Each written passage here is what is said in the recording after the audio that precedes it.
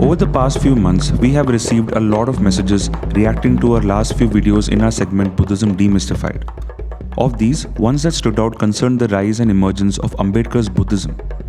On 14th of October in 1956, Dr. Babasaheb Ambedkar denounced Hinduism and converted to Buddhism in a public rally in Diksha Bhumi in Nagpur. Dr. Ambedkar's clarion call during this public ceremony was in favor of kickstarting a fourth Buddhist school. Now we know that Buddhism broadly consists of three major philosophical schools: Hinayana, the so-called narrow or lesser vehicle; Mahayana, the so-called greater vehicle; Vajrayana, a major tantric subset of Mahayana known as the diamond vehicle; and of course Ambedkar's Navayana, the new vehicle. Many consider Ambedkar's visionary reimagining of the Buddha's teachings as nothing short of exemplary and revolutionary. However, there have been criticisms by many which have slowed down the spread of his teachings. This brings us to the issue at hand. Is Ambedkar's Buddhism really authentic? Is there really scope to broaden horizons within the tightly knit world of Buddhist philosophy and spirituality, especially when it is replete with a heritage spanning over 2000 years? To understand Ambedkar's Navayana, we must first understand the man and his contextual history. Before he became the apostle of liberation, freedom, and equality among the Dalits and other downtrodden elements of Indian society, his life was a saga of suffering and sacrifice. Born to a poor Maha family, Babasaheb Ambedkar faced ostracization by way of untouchability from a very young age. Ambedkar broke new social ground very early in life by being the first untouchable to enroll at Elphinstone High School in Bombay. As a prolific scholar in the fields of law and justice, politics, economics, social reform, and even religious spirituality, he focused much of his life on the upliftment of the Dalits and other downtrodden castes. His sole aim was to eradicate the caste system. As a humanistic philosopher, his concern with the existential utility of any spiritual home ground for society was purely ethical and materialistic. Hence, the right conduct of man was paramount. Hindu casteist society and its dogma prescribed by scripture was not a suitable option for him. The metaphysics in dharmic literature was in opposition to his scientific worldview.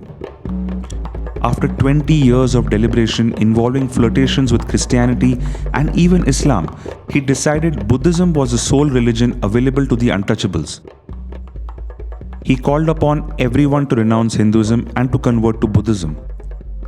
But not before he engineered a political radicalization of the Buddhist philosophical doctrine. While Ambedkar believed in Buddhism's existential utility in ensuring the emancipation of the individual, Ambedkar's Navayana hinged first on the emancipation of a certain set of group identities in society from the clutches of oppression. In Ambedkar's Buddhism, Gautama Buddha's original narrative calling for the liberation of the individual was subsumed by Ambedkar's personal narrative calling for the liberation of the excluded sections of society. Ambedkar's interpretation revised original Buddhist teachings to have been all about class struggle and social equality. Buddha's Samsara was now Ambedkar's society. Buddha's doctrine of ignorance and desire being the source of all suffering was now replaced by that of class oppression being the source of all suffering. Buddha's calls for transformation were metaphysical, Ambedkar's materialistic. But is this really a problem? According to Ambedkar, the individual's salvation could be achieved only after the liberation from the oppression he faced as a member of an excluded group in society. One could very well argue that this new form of Buddhism might promote further sectarianism as opposed to its original libertarian intentions. But there is a more fundamental oversight here. Ambedkar rejected many central grounding principles of Buddhism. One of them was the doctrine of the Four Noble Truths. And Gautama Buddha's Four Noble Truths are the truth of suffering, that life is suffering including birth, disease, old age and death. The truth of the cause, that suffering is caused by desire and by ignorance which ultimately depend on each other. The truth of cessation, that suffering can be ended if its causes, desire and ignorance are removed. And finally, the truth of the way, that the way to end suffering is through the following of the Noble Eightfold Path, that are right knowledge or views, right resolve, right speech, right conduct, right livelihood, right effort, right mindfulness, and right meditation. The Buddha also established a monastic order known as the Sangha with 5 ethical precepts: not to kill, not to steal, not to be unchaste, not to drink intoxicants, and not to lie. Apart from the 5 ethical precepts and the Noble Eightfold Path, Ambedkar rejected much of this. He regarded the 4 Noble Truths to be misguided interpolations to promote a monastic vision for Buddhism. This, in his opinion, was exclusionary. Also, in his interpretation, human suffering, the first Noble Truth, is not caused by the sufferer's ignorance and cravings. He believed that social exploitation, material poverty combined with the cruelty of others was to blame. In one of the most radical and revolutionary doctrines in human history, Babasaheb Ambedkar rejected the social nihilism and metaphysical ambiguity in Buddhism, and he put forward a brave new interpretation of the classical texts. According to Christopher Queen, Babasaheb Ambedkar replaced the original 4 Noble Truths with his own rendition. The first Noble Truth for the present age was the widespread suffering of injustice and poverty. The second truth was social, political, and cultural institutions of oppression, the collective expressions of greed, hatred, and delusion. The third truth was expressed by the European ideals of liberty, equality, and fraternity. And finally, the fourth truth was the threefold path of Ambedkar's famous slogan, educate, agitate, organize. Ambedkar shifted the fulcrum of Buddhism's liberation theology away from the individual's spiritual victimhood to a societal one littered with bias and discrimination. Thus, his interpretation is decidedly modern, reflecting the materialistic zeitgeist full of social injustice and inequality. All this brings us to our critique of Ambedkar's Navayana. We will first put forth our points of contention with his doctrine, followed by points arguing in favor of Ambedkar's Buddhism. Our 3 main points of contention are as follows. The first point is Ambedkar's interpretation of Buddha's teaching being all about class struggle and social equality. Ambedkar believed Gautama Buddha's teachings were motivated by the decline in society brought on by ritualistic Vedic religion and Brahmanism. And we partly agree with him. But social reform was not the driving force behind the rise of Buddhism at the time, because it has been well documented that Buddhism was an urban movement relegated to social elites. You see, early Buddhism's rise in the Gangetic Plains coincided with the transition from a subsistence economy to one of surplus thanks to agriculture. This urban economic revolution brought with it lucrative trade. The easy availability of metals, copper, and silver led to an increasing use of coinage. This further facilitated trade. All these helped create a new and powerful class of merchants and bankers. The society's structure transitioned from a tribal one to one based on economic class. Add in the baggage of the caste system and mix it with merchant trade, and you have the dominant classes being socio-economic in nature. It was only inevitable that the dominant socio-economic classes of the time also happened to be the chief patrons of early Buddhism. For example, Anathapindika was the chief male patron of Gautama Buddha. He was also the wealthiest merchant in the region of Savatthi at the time. But he wasn't the only one.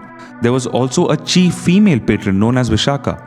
The fact that Gautama Buddha relied upon the ancient equivalent of the Marxist bourgeoisie for the spread of his Sangha is often overlooked. When we dived into Ambedkar's writings, we found 2 main instances where he interprets passages from Buddhist literature signifying the need for class struggle. The first one is his reference to Buddha's conversation with Ananda in the Mahanidana Sutta. The reason for condemning craving or greed is because many a bad and wicked state of things arises. Blows and wounds, strife, contradiction and retorts, quarreling, slander and lies. After calling this out, Ambedkar remarks in his treatise that this is the correct analysis of class struggle.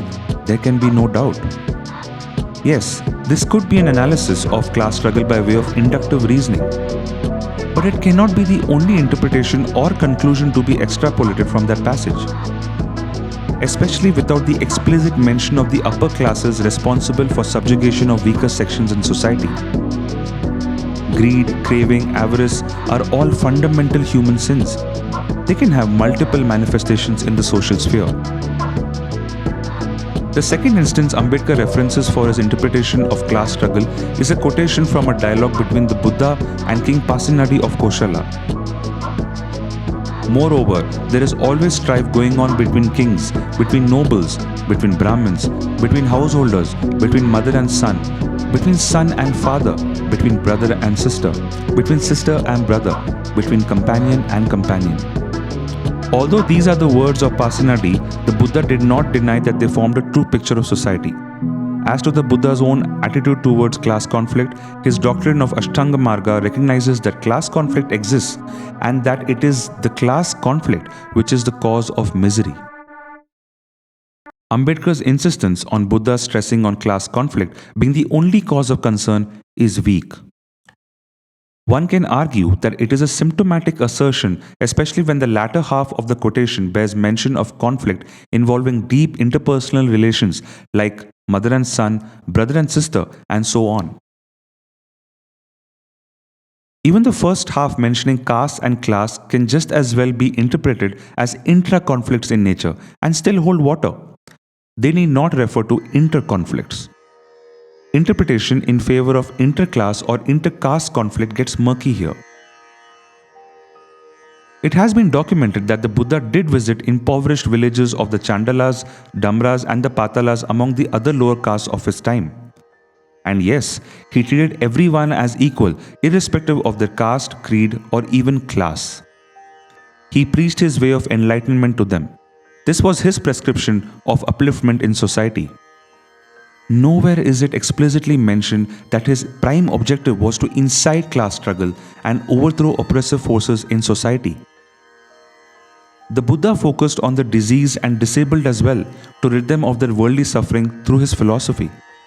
Fixating on class oppression as the only dimension to Buddhist philosophy is thus limiting. The second point of contention is a sense of self as retained in Ambedkar's Buddhism. Sectarian liberation calls for the affirmation and adherence to identity.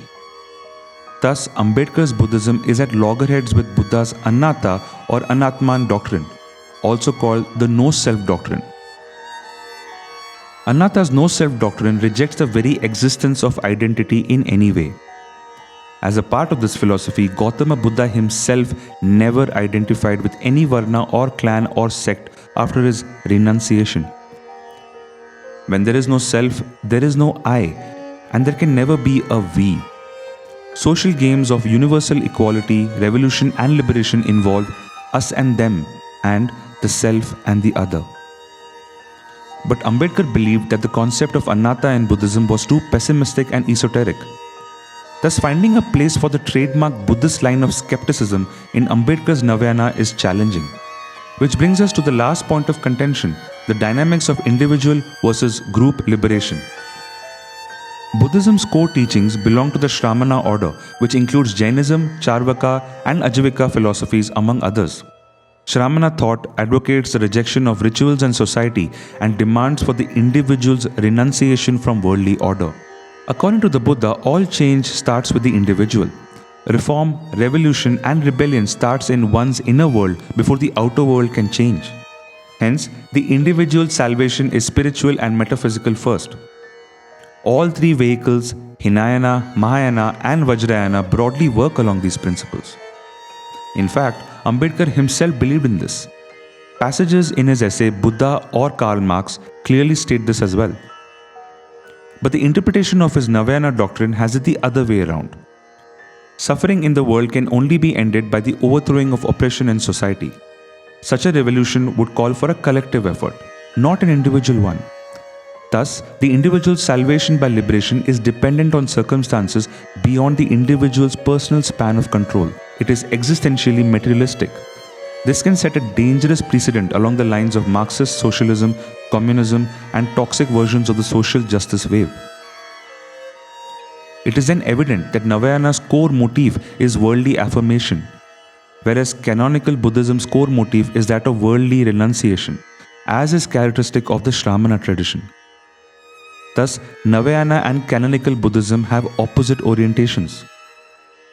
Since Navayana operates on such a radical paradigm separate from canonical Buddhism, it is tough to reconcile the two. Having said that, one must be objective while critiquing Ambedkar's groundbreaking work. To look upon Buddhism's 2000-year-old history as purely orthodox is misgiven. Buddhism is as heterodox as they come. Even Vajrayana's Buddhism's rise challenged the cultural notions of its time. By syncretizing core Mahayana concepts with tantric elements and local shamanistic religions in Tibet and beyond, one can argue that the diamond vehicle is a far cry from traditional Buddhist thought. But Vajrayana is mainstream now, just like Zen Buddhism in China and the Nichiren school in Japan. To the naysayers who call Ambedkar's Navayana a socio-politically radicalized doctrine, we might ask them to refer to the ancient Pali canon with works like the Digha Nikaya, the Samyutta Nikaya, and the Majjhima Nikaya. These works delve into the question of common social ethics that also form the crux of Ambedkar's interpretation. In some form or the other, they also relegate the origin of suffering and its removal to the socio-political sphere. And Nagarjuna, one of the greatest proponents of Buddhism in the subcontinent, himself subjected the Four Noble Truths to critical examination and scrutiny. It was a part of his Madhyamika philosophy. So can one then really hold Ambedkar accountable for treason against Buddhism? It is common for one Buddhist school to regard certain Buddhist doctrines as core, only to be rejected by another school. Just look at the historical strife between the Yellow Hat sect and the Red Hat sects in Tibet and China. Analogously, Indian philosophical traditions have been known to innovate and evolve through commentaries and reinterpretations since time immemorial. What Ambedkar has done is remarkable. In many ways, one can argue that he wanted to leave behind a legacy similar to another legendary statesman from the past in Thomas Jefferson. Just like people credit Thomas Jefferson as the principal author of the American Declaration of Independence, people credit Ambedkar as the architect of the Indian Constitution. And just like Jefferson's monumental revision of the Christian doctrine, Ambedkar's Navayana is also a point of inflection for engaged Buddhism. And just like Jefferson rallied against international slavery, Ambedkar has also given a voice to the downtrodden. His writings have sparked an underrated movement in Indian society. While there is still a long way to go, his followers are annihilating the caste system with each passing decade. So then who is to truly say Ambedkar's Buddhism has it all wrong? By arguing for one over the other, are we not losing out ourselves? Ultimately, you will have to decide. As Baba Sahib Ambedkar loved to quote from the Mahaparinibbana Sutta, Apo Deepo Bhava. Be your own light. So too may you shine on and guide the rest. Peace.